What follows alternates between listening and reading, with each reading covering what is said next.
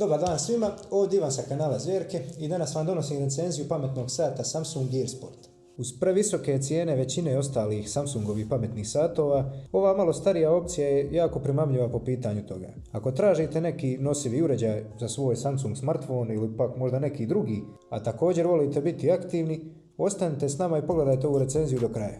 Punjenje ovog uređaja, kao i svakog drugog ovog tipa, obavlja se preko bežičnog punjača koji dođe uz uređaj. No naravno možete iskoristiti bilo koji wireless punjač. Ako vam se ne sviđaju postojeće narukvice koje dobijete u paketu, možete ih vrlo lako zamijeniti bilo kojom narukvicom istih dimenzija tog uređaja. Gear Sport sadrži mnogo raznih aktivnosnih programa i mogućnosti, čak i opciju za unesene i potrošene kalorije kroz koje se sve sinkronizira na Samsung Health aplikaciju, koja je naravno neophodna za optimalan rad ovog uređaja. Naravno imamo i opciju da izmjerimo otkucaje srca, koja je jako bitna za obavljanje bilo kakvih aktivnosti.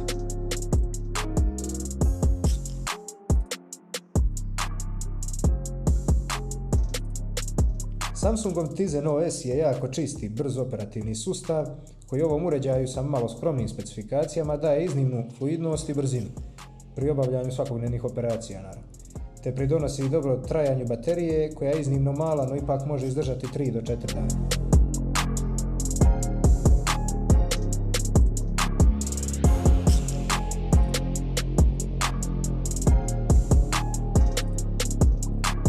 Sada ukratko prednosti i mane ovog pametnog sata. Od prednosti bih naveo jako dobar i elegantan dizajn, njegov AMOLED display koji je za pohvalu i čitljivosti na direktnom suncu i ovaj okretni obrub koji možete koristiti za navigaciju kroz njegove menije. Od mana rekao bih Tizen OS, to Samsungov operativni sustav, u odnosu na Google Wear OS nema baš veliku mogućnost, to podršku za aplikacije, a i sami sat ima nešto manji ekran. Samsung Gear Sport je sveobuhvatni uređaj kojeg vole mnogi kupci.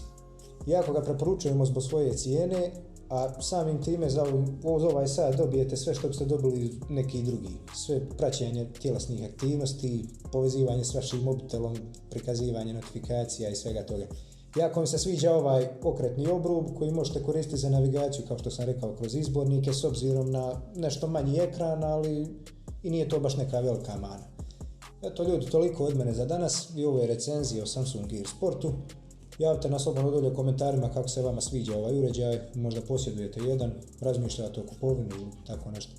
Obavezno ostavite like i subscribe i do idućeg videa pazite na zvjerke.